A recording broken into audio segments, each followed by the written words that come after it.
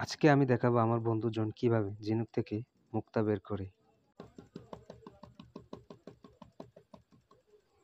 ঝিনুক থেকে মুক্তা বের করার জন্য সে কিভাবে প্রক্রিয়াজাত করছে, সাথেই থাকুন, দেখতে থাকুন।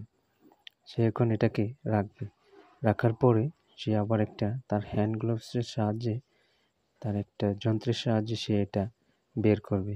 দেখুন কি সুন্দর দেখতে। এটাকে বের করার পর সে কি করে, দেখতে থাকুন। ও নাইস, কি সুন্দর করে বের করছে। দেখুন ঝিনুকটা যে কোনো রকম আঘাত না পায় সেভাবেই সে এটা বের করছে। বের করা হয়ে গেল। এখন সে এটাকে ড্রিল মেশিনের দ্বারা হোল করবে। হোল করার পর সেটাকে সোনার সাথে কানের দুল এবং কি সুন্দরভাবে সেটা সেটিং করে। দেখুন